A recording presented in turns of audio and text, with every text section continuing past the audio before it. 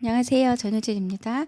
국가직 9급 시험이 어려웠다는 부분도 있고, 이제 저희 학생들 같은 경우는 좀 시험이 무난했을 때처럼 100점입니다 이런 글도 많은데, 제가 봤을 때는 왜 그런 현상이 생겼는지 알 것 같고, 또 여기서 100점이 나올 정도로 쉬운 시험은 아니었는데, 좀 정확하게 제가 강조드린 거나 정확하게 본 부분이 정답으로 많이 나와 있어서 그렇고, 약간 제가 걱정하는 건 교만하지 않았으면 좋겠고, 왜냐면 제가 이런 걸 좀 보거든요. 선생님 이제 행정법 95점이고 뭐 100점인데 국가직이 뭐 전체적으로는 아직은 커트라인을 넘지 못해서 지방직 대비를 이제 하겠습니다. 그런데 문제의 난이도나 유형이 좀 더 바뀔 거예요. 그러면은 지금 여기서 100점이라든지 그게 좀 함정이 될 수 있거든, 자기한테. 왜냐면 기본만 좋고 실제로 합격한 건 아직 아니니까. 좀 냉정하게 얘기하면 여기 있는 유형은 이 출제 스타일이 이런 거고, 제가 오늘 소방에서 할 건데 소방 문제 어려웠다는 얘기 들었죠. 그래서 소방 문제 어렵고 국가직 사회 여러분이 막 설랑설레하던데 상관이 없어요. 눈점끼리 안 겹쳐. 제가 오늘 연이어서 해드리면서 그 말이 무슨 뜻인지 혹시 여유가 되시면 이것도 듣고 소방직 해설도 한번 찾아서 들어보세요. 그래서 여기서 잘 봤다고 해서 최종 합격한 게 아닌 이상은 좀 이렇게 이 점수가 다음번에도 유지될 수 있도록 하려면 지금 했던 그 긴장감과 템포감을 계속 유지해 주시고요. 얘는 어렵지 않죠. 우리 왜 서분을 신청했을 때 흠이 있으면 보완을 요구하여야 할 수 있더라 아니죠? 그러니까 흠이 있을 때 거부하여야 하면 좀 너무 편하게 냈죠. 근데 얘가 약간 이런 의미는 있어요. 우리가 뭐 최신 중요에 뭐 기본법 중에 이래도 그냥 평범한 애들이 사실은 출제 비중이 꽤 많아요, 생각보다. 자, 그러니까는 전체적인 압축 해독이 합격을 위해서 반드시 필요해요. 그 다음에 기본법에 직권취소 철회 규정 있죠. 뭐 거기까지 맞고 약간 이렇게 쉼표를 잊지 말고 끊어주세요. 그러니까 선지가 마치 분리되어 있는 것처럼 우리 판례 입장까지 전제한다면 직권취소나 철회는 별도의 법적 근거가 없어도 가능하죠. 원래 근거가 그 요건 자체가 사후든 원시적이든 충족되지 않았다는 거가 원래 조문의 그 요건 자체가 안 됐다는 게 그냥 별도의 법적 근거 필요 없다는 뜻이에요. 저 개별법의 근거가 따로 없어도 무슨 말이냐면 허가 요건이 5가지인데 요건 중 하나가 충족이 안 되는데 잘못 나갔어. 그러면 그 조문으로 취소할 수 있다는 뜻이야. 따로 취소할 수 있어 라고 조문을 별도로 두지 않아도. 철회는 이 발음에서 많이 불실했죠. 철회의 예시가 뭐죠? 음주운전으로 인한 면허 취소. 철회는 후발적 하자. 그러니까는 면허가 나갈 때 시점을 고정을 딱 시켜보시면 운전면허가 나갈 때는 전혀 하자가 없었어요. 그러니까 우리 원시적인 후발적인 시점을 딱 고정을 안 해줘서 그러는데 운전면허가 나가고 나서 음주운전한 거죠. 그러니까 사유가 면허가 딱 주어진 시점보다 후에 있죠. 후에 있는 것 때문에 면허 취소하는 걸 철회 사유라 그래. 그러니까 성립 당시 처음부터 잘못 나간 것 때문에 취소하면 그게 강학상 두 개 구분했을 때 원시적 가사로 인한 취소, 후발적 가사로 인한 철회 이렇게 하거든요. 그 다음에 3번 갈게요. 자, 부관에 대한 거는 기본법을 내도 됐는데 약간 판례 중심으로 냈다 보여요. 우리가 다 그렇진 않지만 이쪽 주제에서 수익적이면 기침 재수, 그러니까 효과 재량설에 따라서 재량행위로 전제를 하고, 그러니까 기속행위는 법에 근거가 있어야 되는데 재량행위는 그렇지 않죠. 그래서 1번이 틀린 게 돼요. 판례로도 그렇고 이거를 조문으로 생각해서 풀어도 재량이 있을 때는 그냥 붙일 수 있고 재량이 없을 때만 법의 근거가 필요하죠. 그 다음에 어퍼가 내주면서 운반선 등선 쓰지 마 이런 방해하는 거죠. 주된 허가의 본질을 그러면 위법한 거다. 그 다음에 나중에 붙이는 거. 처음에 생각 안 했던 논점, 또 예상치 못했던 논점은 나중에라도 혹시 부관으로 요구할 수 있느냐. 명문 근거 있거나 미리 유보했거나 동의가 있거나 혹은 명효동사 사정변경이라고 또 예외적으로도 허용하지만 판례 문장을 뭐 중간에 말하다 말아도 어쨌든 부분적으로는 판례 말투가 맞죠.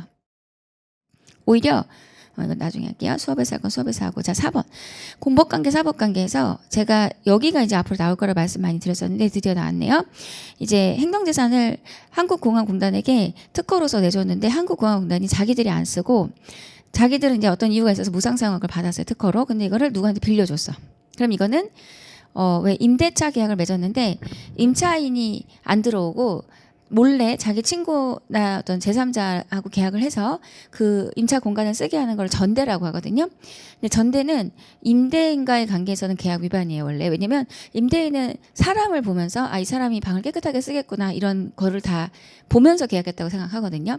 그래서 본인이 안 쓰고 다른 사람한테 쓰게 하고 깔세 받고 그러면 원칙적으로 안 되는 거거든. 여기서도 한국공항공단한테 쓰라고 줬는데 한국공항공단이 안 쓰고 빌려주면 그 빌려준 사람과의 관계는 전대행위다. 이게 뭐야? 사인과 사인 간의 민사적인 법률 행위고 이 말은 이 사람이 무단 점유라고 보겠다 이거야. 그래서 행정재산에 대해서 무단 사용하고 있으니까 변상금 부과하겠다는 뜻이에요.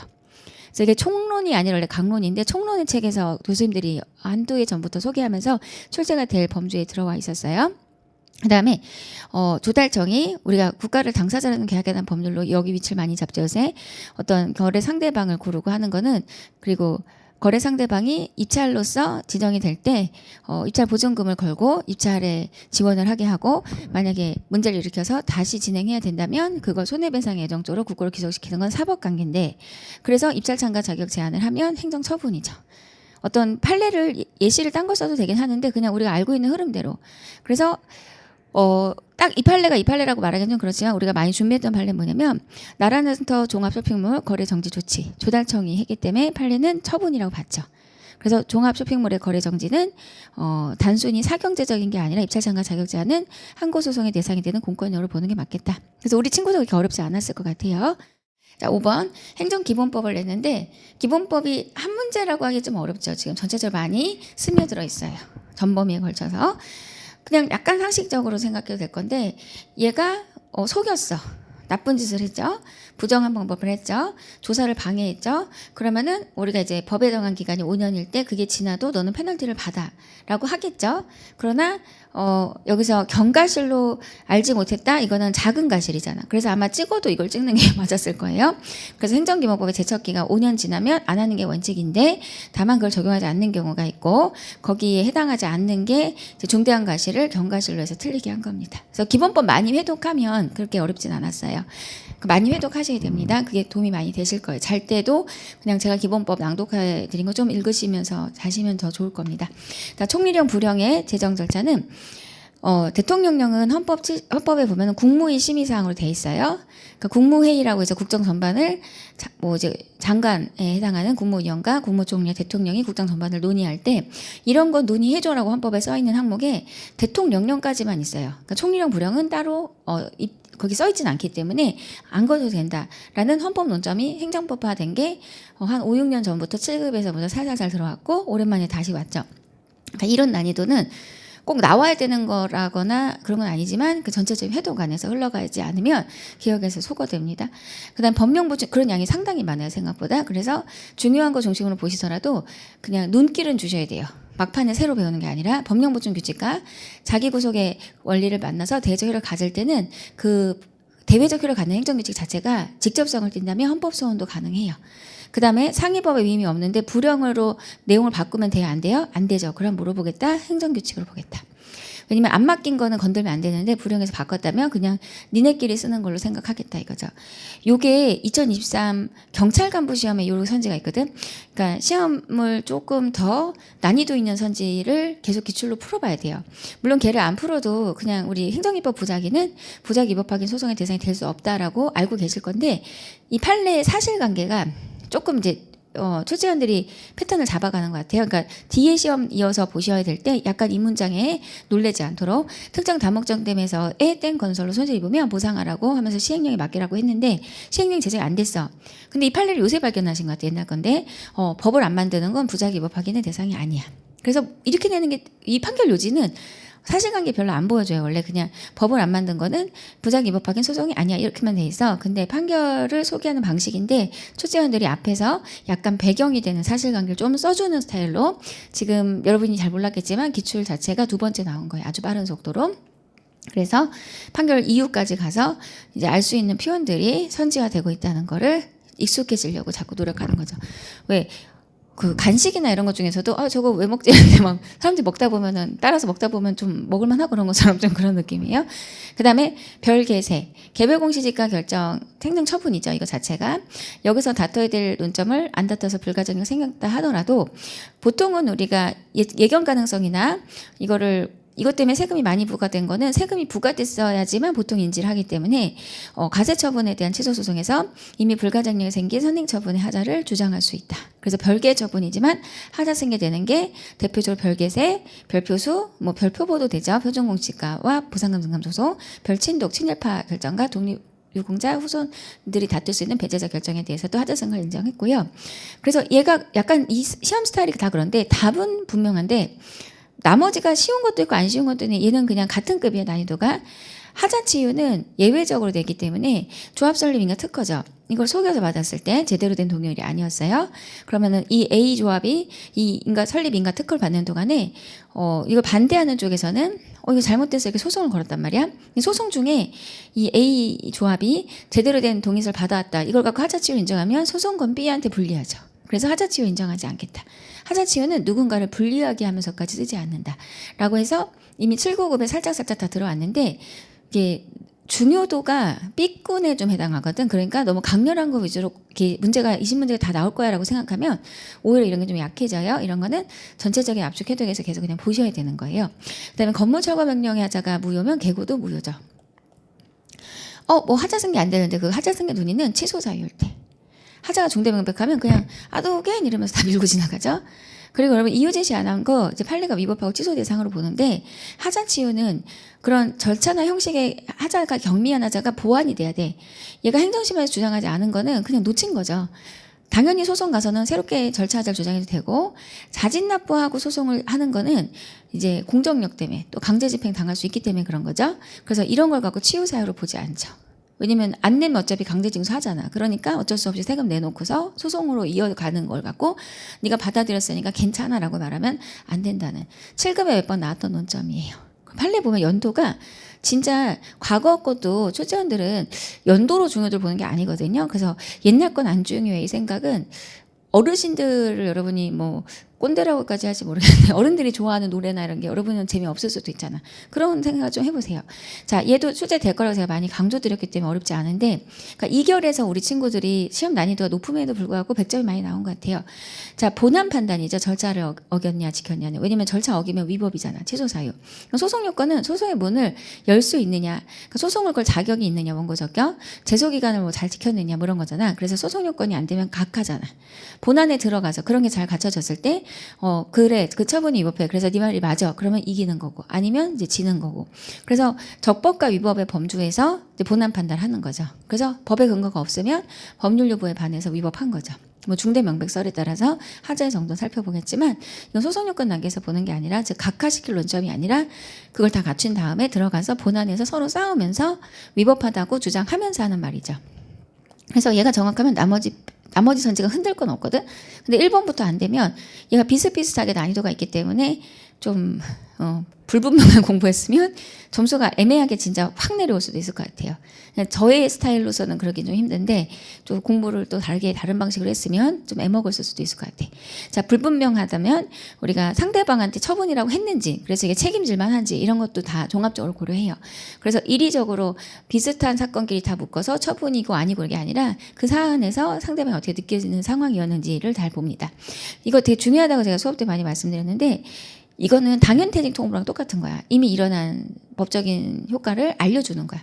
네가 이제 회사 그만둬서 더 이상 직장가입자로 자격을 갖고 있지 않다고 우리가 이제 연락 받았는데 그래서 그거에 대해서 너도 알고 있지라고 그냥 사실적으로는 통지야. 이것 때문에 내가 법적 효과가 생겼거나 직장을 그만둔 건 아니에요. 지방병무청의 병역기 비자 공개 결정은 처분은 아니지만 본청에서 공개 결정은 처분이 맞다라고 해서 뭐 흡수도 되지만 뒤에 거를 다퉈야 된다라는 판례 중에 나오는 선지죠. 그다음에 9번. 얘가 좀 어려웠다고 볼 수 있는데 제가 이 9번을 좀 보고 약간 놀란 건 뭐냐면 얘가 판결문은 아니고요.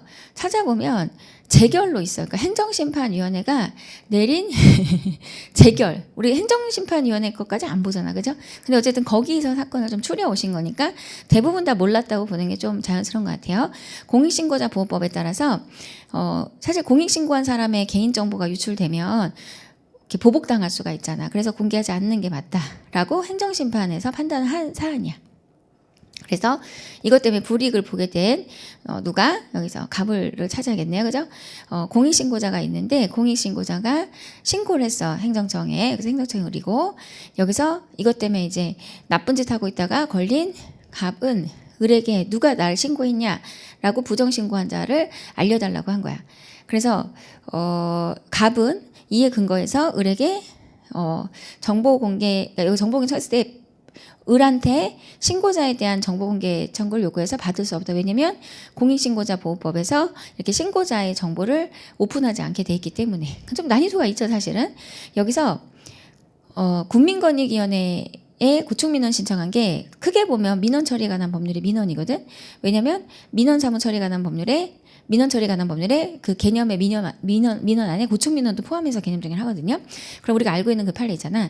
민원에 대해서 이의 제기를 했는지와 상관없이 행정심판, 행정소송 걸 수 있다. 그래서 여기서 민원이란 측면에서 여기서 비공개 결정이 거부 처분인 거죠. 거부 처분에 대해서 행정심판 소송 걸려면 재빠르게 걸었었어야 되는데 중간에 이거에 대해서 이렇게 오가는 그 시간만큼 제소기간이 연장되진 않는다는 거야. 그러니까 처음을 기산점으로 삼았을 때 행정심판 건시점이 안날 90일이 지나가 버리죠. 물론 알았다가 추정했을 때 얘기긴 한데 3개월 더 했을 때 확 넘어가잖아. 그래서 얘는 행정심판 그냥 못 지킨 거다. 우리가 알고 있는 그 판례로 대답을 해달라고 그거야. 그래서 고충민원에 대한 답변 받은 날부터 시간이 딜레이 돼서 행정심판을 세는 게 아니라 걸든 말든 상관없이 행정심판이나 소송은 제때 걸었었어야 된다 이거야. 그 다음에 여기서 이 사례랑도 상관없이 들어오는 건데 외국인 병, 일시적으로 체류한 외국인 병은 외국인이었어요? 외국인 병은 정보공개 청구, 약간 이 사례랑 전혀 상관없죠. 어쨌든 외국인이라 할지라도 정보공개 청구권이 있다. 언제? 학술 연구를 위해서 국내 체류하는, 국내 사무소를 두고 있는 뭐 해서 정보공개법에 보면은 외국인에 대해서도 우리가 일부 정보공개 청구를 허용하는 시행령 조문으로 좀 조문하긴 좀 했었죠. 주소를 두고 있거나 학술 연구를 체류하거나 사무소를 두고 있는 법인은 정보공개 청구 가능하다. 그래서 어쩌면 이제 위에 박스랑 상관없이 좀 그냥 알고 있는 조문으로 대답을 하시는 꽤 사례답지만 원래 우리가 사례를 냈다고 해서 위를 꼭 분석하면서 여기를 국어적으로 수능처럼 푸는 건 아니잖아요. 그러니까 얘도 기억, 니은, 디귿까지는 약간 수능 스타일로 갔었는데 리을에서 다시 원래 공무원 스타일로 다 필요 없었어 라는 위에 어떤 긴 흐름과 박스가 따로 노는 현상을 좀 보이네요. 그 다음에 그래서 이건 혹시 궁금할까봐 제가 찾아서 좀 볼 수 있도록 해드렸는데 아예 그대로 제가 갖다 보여드렸어요. 그래서 공익신고를 한 것 접수가 됐고, 그래서 이걸 내가 누가 날 신고했는지 알고 싶다라고 했을 때 정보의 거부 처분을 받았고 이거에 대해서 이의 신청했는데 결국은 피청구인 쪽에서 보니까 이건 안 가르쳐주는 게 맞다라고 해서 기각 결정했을 때 이거에 대해서 지금 우리가 보고 있는 그 행정심판에서는 결론이 어떻게 나냐면 공익신고자 보호법에 따르면 이거를 신고한 사람에 대해서 이 사람 동의한 게 아니라면 함부로 공개하지 않도록 되어 있으니까 이거로 인한 불이익, 공익신고로 인한 불이익을 받은 사람이 정보공개 청구했다고 해서 그 사람이 누군지 알려주면 안 되겠죠. 그리고 정보공개법에 우리가 각 호에 비공개할 수 있는 사유들이 있는데 그래서 당해 정보에 포함되어 있는 이름 주민등록번호 이게 알려지면 사생활에 침해가 있을 수 있으면 이거는 비공개하는 게 맞다. 그런 조문을 통해서 공익신고자 보호법과 정보공개법을 생각해 봤을 때 신고한 사람의 이름은 공개하지 않는 게 맞겠다. 사실 이런 게 사례긴 사례예요. 내가 배운 건 아니고 판례도 아니지만 뭐 어디선가 내용을 끌고 오긴 해야 되니까 이것 때문에 재결까지 공부할 수는 없고 그냥 나온 거니까 이 기출 형태는 쓰시는 건데 그 경우에 평소 실력으로 그냥 순간적인 파악을 하시는 거죠. 저게 내공의 힘인데 저거가 어떻게 보면은 전체 회도가 자기 실력 자체가 거기까지 있어야 되기 때문에 저걸 그냥 소홀하게 나는 풀어냈다 100점이다 그러면 굉장히 실력이 높은 건 맞는데 우리 아시잖아요. 전체 출제가 저런 스타일이 아닌 거. 그래서 저거는 이제 너무 오래 머물지 마시고 그 기분 좋음에 그래서 그만큼 사례 자신이 있는 건 좋은데 사례 문제가 전체 20문제에서 뭐 하나 정도잖아요 사실. 그러니까 저 정도 내가 잘한다 이 정도만 아시고 전체적으로는 오히려 외워야 될 것들이 흐려지지 않도록 양이 많으니까 그러니까 해야 될 양을 그러니까 나는 노련한 사람이어서 되게 응용하는 이렇게 퍼즐 같은 걸 하고 싶지만 사실은 그 공장에서 아주 단순한 일을 하듯이 그렇게 처리해야 될 잡무가 많은 거야 지금. 근데 그거를 등한시하면은 점수가 흔들릴 수가 있어요 지방직에서. 그래서 처음부터 끝까지 다시 한번 출제위원이 다른 사람이라고 생각해 놓고 오히려 지방직 그동안 있었던 2013년부터 2022년까지의 기출을 연도별로 한번 쭉 답을 체크해 놓고 답 바뀐 건 알고 있는다 전제로 쭉 읽어보시면 아 이렇게 출제가 많이 움직이는구나라고 인지가 되시고 그게 제일 감이 좋은 거예요. 처분 기준의 설정 공표는 뭐야? 행정절차법에 처분 절차가 공통 수익 침익이죠. 공통처분 절차가 처분 기준, 왜 수익적인 것도 있고 침익적인 기준도 있으니까. 처리 기간은 수익적 처분 절차로 보는데 처분 기준은 근데 여기서 처분 기준을 공표했는데 법에 없는 기준이면 뭐로 본다? 행정규칙으로 본다. 이런 최신 판례, 중요 판례가 있는데 아직 거기까지 안 했죠. 그 다음에 얘는 어디 있을까 조문에? 절차법에 촉칙에 보면 송달 조문이 있거든. 우리가 알고 있는 우편, 교부, 정보통신망 공고에 의한 방법. 거기서 이제 인터넷을 통해서 상대방 동의하면 전자문서로 송달할 수 있는데 그 이메일 계정은 누가 지정하죠? 자기가 송달받을 자가 나 네이버 무슨 메일 씁니다 이렇게 하는 거잖아. 그래서 뭐 행정청이 지정한 이러면 틀리고 송달받을 자가 그 지정한 이메일에 입력된 때 확인한 때가 아니죠. 왜냐면 제목만 보고 확인 안 하면 도달이 안 된 게 되잖아. 그래서 입력된 때인 거, 뭐 입력된 때 다음 날도 틀리죠. 뭐 2번 같은 거는 전형적인 그냥 기출량에서 처리가 되는 거예요. 이게 최신 조문인데 옛날에는 그러니까 여기 조문이 단순했는데 이제 온라인 공청회 조문 생겼죠. 그래서 제가 모의고사에 완전 똑같이 된 거 있는데 그래서 여러분이 전혀 지금 모의고사에서 많이 나왔다 그러는데 저도 좀 여러분 후기 보니까 전효 선생님이 낸 줄 알았다. 저도 제가 보면서 제가 낸 줄 알았어요. 아까 그 사례 빼고는 이거 내가 낸 거랑 똑같은데 저도 이제 그래서 마음 편하게 그날 하루는 감사한 마음으로 있었는데 3회 그리고 이제 간부 공고했을 때 주소불명 등의 사유로 그러면은 현실에서 한번 하나 하고 간보 공보 게시판 일간신문 현실에서 하나 공고하고 그리고 인터넷에도 이거 쭉 나열해서 간보 공보 게시판 일간신문 인터넷에도 이러면 틀리게 이것도 기출 안에 있습니다. 그래서 3번은 처음 낸 선지고 제가 모의고사에 정확히 드렸고 2번 4번은 기출을 다 푸는 형태가 안 줄이고 다 본다면 한두 번 정도 기출이 다 있는 애들이에요. 그래서 기출문제집에서 틀린 거나 이제 좀 어려운 거 그러니까 푼 거는 소거하고 계속 풀고 있었다면 그리고 제가 모의고사 하고 이런 것까지 혹은 모의고사 아니더라도 수업 중에 제가 이런 걸 바꿀 거다 이렇게 말씀 이미 드린 거거든. 그러면은 이제 우리 학생들은 답이 막 저요 이렇게 손 들고 있는 그런 상황이니까 좀 전체 평균이 좀 낮다 하더라도 좀 상당히 잘 본 인원이 저희 쪽에서 나오지 않았나 이렇게 생각합니다. 그 다음에 얘는 답이 4번인데 사실은 1, 2, 3은 아실 거예요. 뭐 5인의 정당한 이유가 있어야 되는 거. 근데 4는 어딘가 좀 이상한데 잘 안 보이는 면이 좀 있어요. 왜냐면 말을 되게 섞어서 빨리 했는데 제가 다시 한번 천천히 나눠서 해볼게요. 행정처에 가태를 부과했어요. 그러면은 당사자는 60일 이거 중요한 숫자죠. 사면을 이의제기하면 없어지고 그러면은 그 이의제기를 받은 행정청이 법원에 통보해서 법원이 재판하게 되죠. 근데 여기서 현재 어떻게 돼 있어? 행정청이 위반 사실 적발하면 바로 법원에 통보하고 그래서 틀렸어. 조문을 놓고서 약간 디테일을 터는 게 아니라 전체 스토리를 지금 흔들었죠. 그래서 행정청이 먼저 부과를 한 거고 부과한 거에 대해서 60일 내 이의제가 들어오면 없어진 다음에 법원에다 통보하도록. 그러니까 여기서 보면 조문을 그대로 준 게 아니라 행정청이 처음부터 통보한다고 해서 틀린 거야.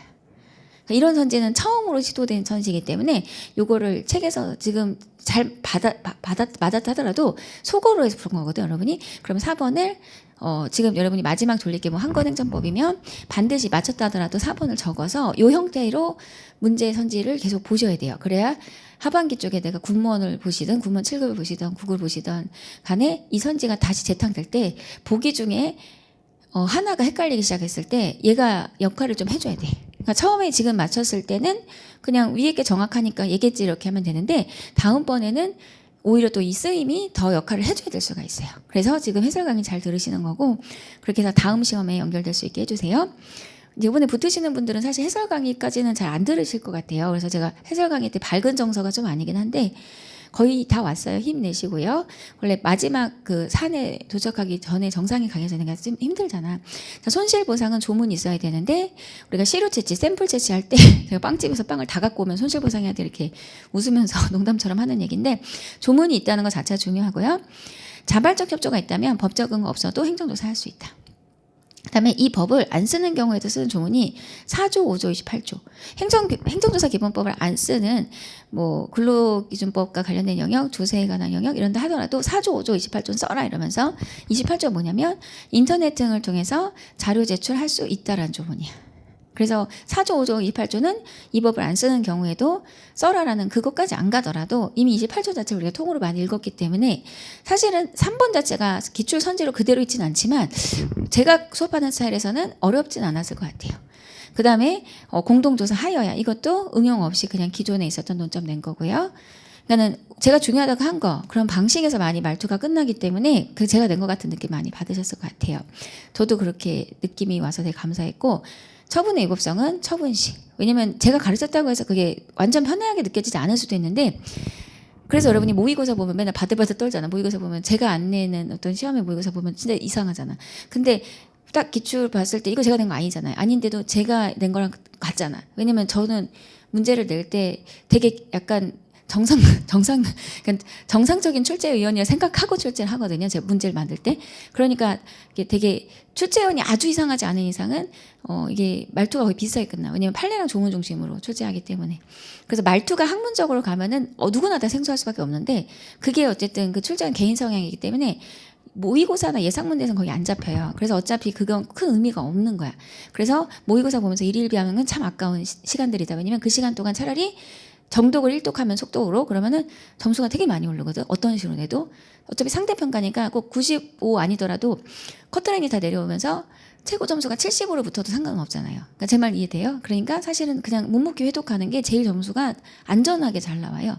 자, 그리고 얘는 띄엄띄엄 냈는데 거부는 집행정지 안 되죠. 뭐 멈춰봐야 바뀔 게 없고 처분 위법한 거는 처분실 기준으로 하지만 이제 와서 너를 이기게 하자니 현재 공익을 저해라는 사전방의 필요성은 뭐죠?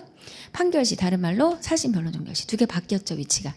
얘가 예전 7급과 9급 정도에 한번 띄엄띄엄 한 5년 정도 갭으로 출제가 있어요. 이번 얘도 6편을 날리지 않고 기출량을 함부로 빼지 않고 그냥 전체적인 회독을 돌리면서 남은 그 틀린 논점 위주로 기출 계속 보고 있었다면 어렵지 않아요. 그 다음에 얘는 좀 주제 다른 주제인데 특허죠. 특허 자체를 직접 다퉈라. 뭐 기본행위 인가 이렇게 인가라고 생각하지 말라 이거야. 14번 국가배상에서 이중배상 금지 조문이 있는데 이중배상 금지가 군인 군무원 경찰 공무원 예비군 대원을 이제 추가했죠 법에서. 이분들이 다쳤어요 전투훈련 등과 관련해서. 그리고 보상을 받을 수 있다면 국가배상 안 해주죠. 그거를 내가 안 써서 소멸시효가 완성됐다 하더라도 보상금을 청구할 수 있었기 때문에. 그러니까 제가 이거 비유를 뭐로 하냐면 이게 아이스크림을 얘는 딸기를 먹고 싶은데 바닐라 아이스크림 주는 거야. 그러니까 얘가 먹기 싫어. 그래서 바닐라가 녹았어. 그러니까 얘가 딸기 달래. 아니 못 줘. 왜? 바나나를 줬잖아. 그러니까 소멸시효 완성된 건 네 탓이고 둘 중에 하나만 받아가 이중배상 금지죠. 헌법에서 붙어 있는 악법인데 여기서 그러면 이중배상 금지가 되려면 어쨌든 경찰 공무원, 군인, 군무원, 예비군 대원인데 이분들이 군인연금법이나 국가유공자 예우에 관한 법률 등에 따라서 이 이중배상이 되지 않는 그 역할을 해주기 위한 보상을 받아야 돼요. 그 중에 하나가 보험보상 대상자 지원에 관한 법률의 보험급여금인데 만약 이를 먼저 받았다면 국가배상은 안 돼요. 그게 이중배상이니까. 근데 반대 상황이 있었죠. 훈련으로 공상을 입은 그러니까 가혹행위가 있었는데 이분이 너무 괴로우니까 분신시도 하다가 많이 다쳤어요. 그래서 좀 너무 많이 다쳤으니까 오히려 좀 이례적으로 국가배상을 먼저 해줬어. 자, 여기서 유의할 거는 국가배상법엔 이중배상이 있지만 보험보상 대상자 지원에 관한 법률 혹은 이 자리에 들어올 수 있는 게 국가유공자 예우에 관한 법률은 국가배상 받았다고 해서 우리는 지원 안 해 이런 건 없어요. 그러니까 오히려 세월이 많이 흘러서 이분이 보험보상 대상자로 지원하거나 국가유공자로 지원했을 때 요건이 됨에도 불구하고 국가배상 받았다는 이유로 지급을 거부할 수 없다라고 해서 뭐 어려우면 말투로라도 외우라고 했던 논점이죠. 그래서 이것도 답이 정확한데 사실은 여기서 여러분이 유의하셔야 될 게 2번이에요. 그러면 여기서 국가유공자로서 보상을 받거나 보험보상 대상자로서 지원을 받으면 원래는 이중배상 금지에 걸리는데 최신 판례 중에서 정말 개별적인 거죠. 이런 거는 공무원 연금법에 따른 요양비는 보상에 해당하지 않는다. 이것 때문에 이중배상에 적용받지 않는다라는 책이 있어요. 한국행정법에도 있는데 이런 걸 제가 여러분들 강요하진 않아요. 왜냐면 이런 개별적인 모든 제도를 다 망라적으로 공부하기 어렵거든. 근데 지금부터는 해야 돼. 왜냐면 출제원이 던졌잖아. 그래서 지금 답이 3번으로 보여서 그렇지 3번이 없으면 상당히 어려운 난이도예요. 공무원 요양비는 공무원연금법이라고 해서 뭐 군인연금법처럼 무조건 보상의 의미가 아니라는 거야. 그래서 이걸 국가배상을 대체할 수 있는 보상을 받았다고 생각을 안 하겠다. 말 그대로 요양비는 그냥 요양비다. 그래서 이건 따로 외워주셔야 돼요. 그다음에 뭐 이 법에서 그래서 이거 지금 책에 있는 거 그대로 갖고 왔거든. 공무원 연금법상의 공무원 요양비는 보상을 받은 상황으로 보지 않겠다. 그래서 군인연금법의 보상은 그렇게 보거든. 근데 공무원 연금법도 그렇게 봐야 되는 건 아니다. 그래서 제가 이거 그 한건행정법 날개 정리해 놓은 건데 기본서도 있지만 이제 해설 잡을 때는 한 번에 그냥 빨리빨리 발췌하려고 한 건을 많이 써요. 다 좋은 책이죠. 그다음에 이거는 표인데 이 표에서 약간 지금 빠져나가는 거죠. 소멸시효가 완성됐다 하더라도 보상금 채권 있었다면 국가배상 안 돼. 또 보상 요건이 안 된다면 어차피 이중배상이 안 되는 거니까 국가배상 가능해. 굉장히 마이너한 논점이에요. 이런 게. 전체적인 회독에서도. 15번에 지방의원이 품위손상으로 그러니까 여기서 박스가 그렇게 필요한 건 아닌데 지방의원이 제명당했어. 제명당하면 피고는 지방의회죠. 지방의회 이름으로 했으니까 제가 기능적 의미라고 말씀드렸어요. 처분청 이랬을 때 꼭 조직법상 의미의 행정청만으로 국한하지 않고 여기서 소송 걸 수 있죠. 원고적격. 그래서 소송에서 이기면 원래 그 국회의원들이나 지방의원들 임기가 다 똑같이 끝나잖아. 그래서 4년 임기가 끝났기 때문에 원래 자리에 못 돌아온다 하더라도 소이익이 있을 수 있는 거 외에 월정수당을 못 받았을 수 있기 때문에. 오케이. 자, 1번은 그럼 뭐냐? 우리가 조례에 대해서 그 도밀구급 폐지 조례가 무효 확인으로 가거든. 왜냐하면 법에 하자는 무효니까. 그러니까 이걸 여기다 쓴 거는 출제원이 그걸 내고 싶은 것 같은데 이거는 그냥 일반적인 행정처분이죠. 그래서 취소송을 못한다 이렇게 말하면 안 돼. 이게 도밀구급 폐지 조례한테는 1번을 쓸 수가 있어요. 그러니까 이 출제원은 지금 출제 난이도가 올라가는 걸 정확히 아세요. 아시면서도 여러분이 답을 소거해서 풀 수 있도록 그러니까 굉장히 실력자면서도 젠틀하다고 좀 보여요. 그 다음에 요거는 2019부터 논점인데 물론 이거 말고 이제 이게 나올 거야 이렇게 생각했던 것들이 있지만 뭐 분양전환 승인이 확인이고 이런 거 근데 그거 안 냈죠 지금. 아파트 입주했는데 입주 예정자인데 사용 승인 난 거를 다퉈서 하자보수를 못 다툰다고. 아니면 사용검사가 철회되면 오히려 길바닥에 나앉아야 되죠. 그래서 아파트 입주해서 보니까 하자가 있어. 그럼 민사적으로 하자보수, 민사소송해야지 행정소송으로 뭔가 얻을 단계는 지나갔다. 말투가 약간 다르지만 그 판례예요. 이것도 제가 모의고사에서 마지막에 많이 해드렸다고 그러더라고.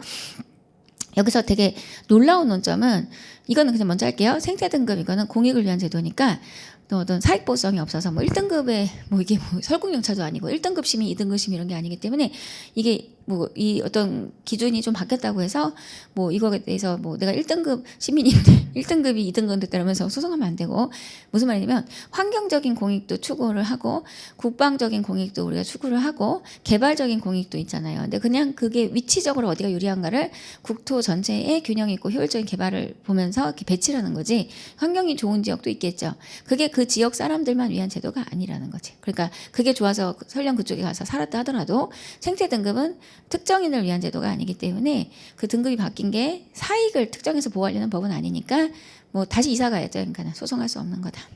여기서 이제 2번하고 3번 좀 설명드리면 지금 보면 사람들이 민사로 많이 가, 그지? 민사가 편하니까. 그 여기서 행정으로 가.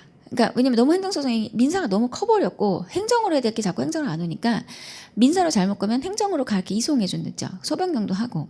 근데 이거를 놓치고 소송을 쭉 해버렸을 때 얘기야. 여기서 봐봐요. 행정으로 가야 되는데 민사로 갔어요. 자, 이걸 되게 안 좋게 보는 거야. 이거는 잘못한 거다 이렇게 생각하는 거고 그 다음에 이거 책에 다 있어요. 근데 제가 이걸 하면서 이것까지 가면 진짜 심한데 이렇게 말씀을 좀 드리면서 그래도 시도한 건데 이 출제원이가 이제 던지는 거죠. 니네 이제 뒤졌다 그래서 답이 안 보이는 형태에서 이제 2, 3을 봤을 때 이제 해야 돼요.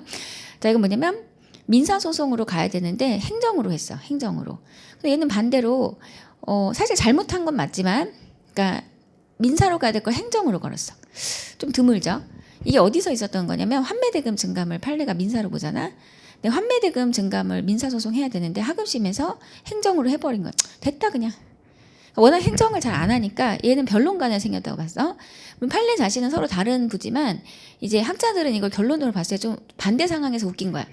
자, 여기서 민사소송을 제기한 게 먼저 헬기 개발 사업을 환율 변동을 민사로 봐서 우리가 보전해줘야 돼. 그래서 100 몇십억을 달라 이렇게 해서 민사소송에서 하급심을 했어.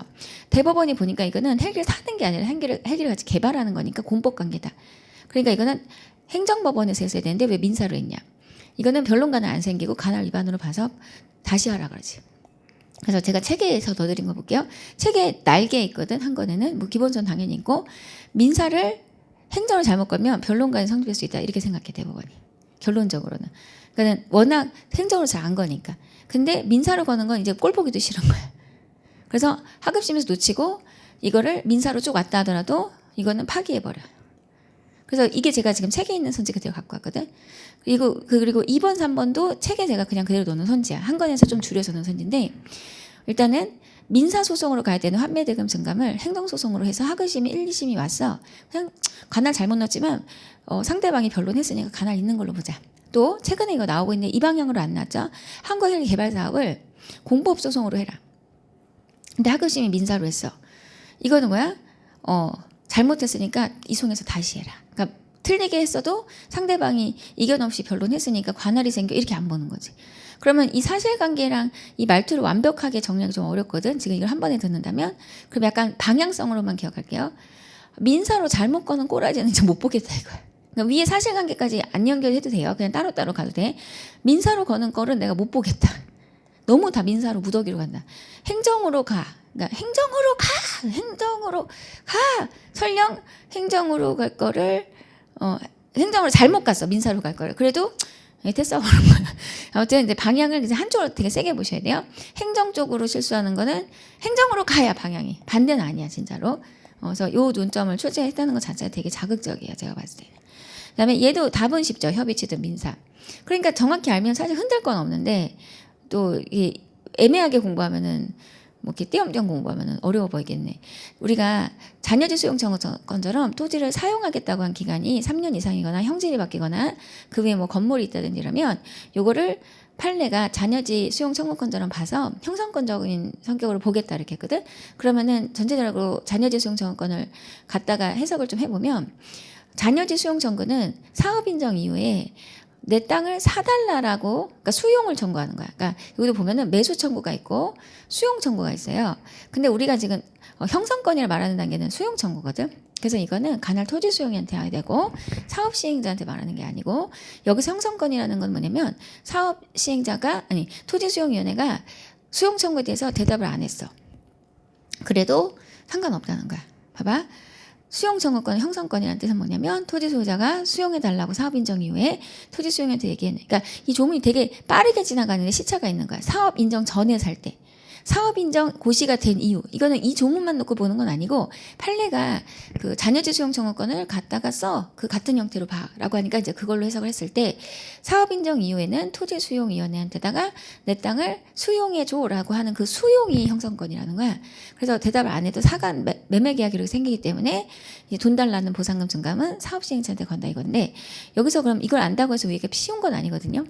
여기서 매수 청구권이 아니라 수용 청구권이라고 하라는 거고 관할이라고 하는 게 맞아요. 그러니까 되게 어렵게 된 거야.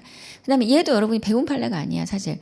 뭐 헌법 불합치지 않았나 이렇게 푼 거라면 어쨌든 풀긴 풀었는데 정확한 출제 의도는 이제 그걸 물은 게 아니라 나대지 상태에서 그린벨트 묶였을 때 뭐 이렇게 땅을 사주는 제도가 생겼긴 했는데 그 생긴 제도가 위헌이지 않냐 이렇게 다투면서 뭐 땅을 사주지 않는 땅들도 전체적으로는 땅값이 다 하락하잖아요. 그러면은 땅을 못 쓰는 사람들에게 일부 토지 매수 청구권을 줬지만 여기서 이제 나머지 사람들은 땅값이 하락하고 이랬는데 그거에 대해서 손실보상을 안 한 거니까 위헌이다라고 안 했고 이제 예외적인 나대 상태에 묶인 사람들에 대해서는 토지 매수 청구권을 줬기 때문에 효용 감소나 이런 것들로 인해서 땅값의 지대의 하락 이런 것들은 받아들여라. 그러니까 얘도 되게 어려운 게 이번에 소방 2024도 난이도가 높은 게 헌재 판례를 막 내려. 그 헌법에서도 이거 안 하는 판례들이거든 별로. 그러니까 지금 헌법하고 행정법 통합이 거의 눈앞에 와 있다고 보여. 그러니까 얘가 어색했을 때 다 그런 거야 다. 나만 그런 게 아니야. 그러니까 이거를 내가 스스로가 스스로 좀 다독다독할 필요가 있어요.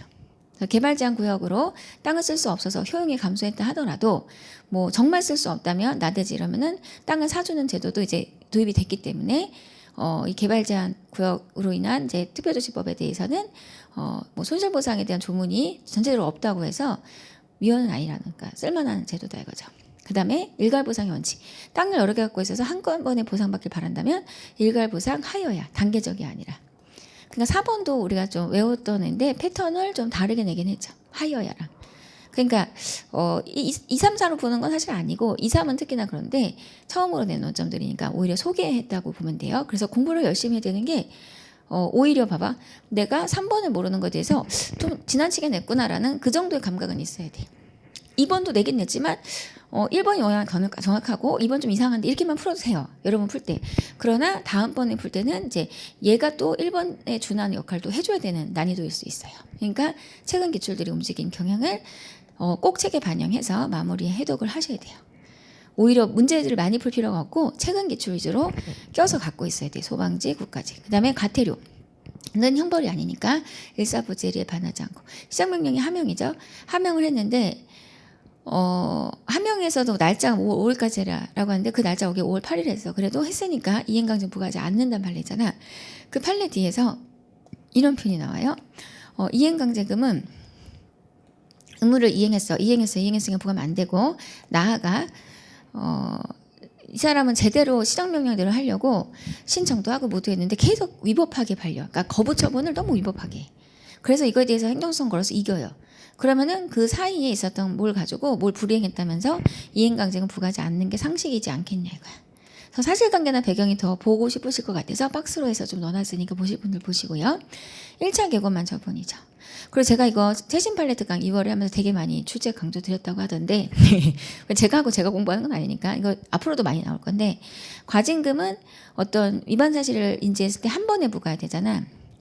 한 번에 부과해야 돼. 안 그러면 법을 우회하는 수단이 돼. 왜냐면 우리가 과징금 같은 경우에 최고 한도 이런 게 있잖아요.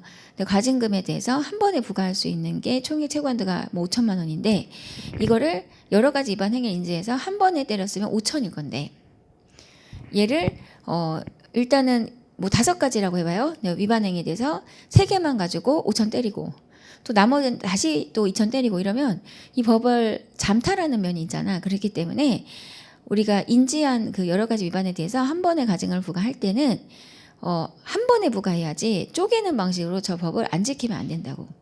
그래서 한 번에 부과할 수 있는 거는 최고한도 5천으로 봐야 된다. 그래서 여러 위반 행위를 왜냐면 어떤 기업이 운영하면서 법을 어길 때는 딱 한 번 위반하는 게 아니라 좀 비슷한 형태로 계속 며칠간 위반을 하잖아. 그러면 전부를 한 번에 체크를 해서 5천만 원을 최고한도라는 기준을 지켜야 되는데 이걸 쪼개서 들어가는 건 안 되긴 하는데 원칙은 안 되는데 이런 거잖아. 5번의 위반을 한 번에 적발한 게 아니야. 실수로 한 3개만 있는 줄 알았어. 그래서 과징금 부과를 일단 3천을 했어. 나중에 2개를 찾았어. 그럼 못하냐? 그건 아니고 이걸 한 번에 인지했을 때 5천이 한도잖아. 그러면은 5천 빼기 3천. 한 번에 부과했을 때랑 고려했을 때를 봐서 전체를 5가지 다 인지했으면 최고 한도가 5천이잖아. 근데 5천인데 3개만 인지해서 3천 부과했잖아. 그럼 3천 빼서 2천. 그 안에서만 부과할 수 있다. 제가 이 뒤로 빠질 거라고 했는데 실제로 뒤로 빠진 거야. 이거는 마지막까지 여러분이 제가 쓸데없는 강의를 잘 안 한다는 걸 좀 아셔야 돼요. 4번은 점점 올라옵니다. 뭐 2번 현태도 기출로서는 최근에 뭐 2023 경감 뭐 이런 데서 행정법 아주 그냥 난이도 다 높여서 갈 때 좀 더 들어오긴 해요. 근데 저 2개가 좀 새로운 느낌의 유형으로 여러분 느껴졌을 거야. 자, 이제는 서운을 드디어 다 정리하셨는데 서운 취소는 대통령이 국가 원수로서 한 거지만 통칭은 아니다. 그러니까 소송해줘야 되고 유족이 상대방이 아니죠. 유족에게 송달하지 않아야 된다. 이건 다 띄엄띄엄 지방지 구급에 됐던 거야.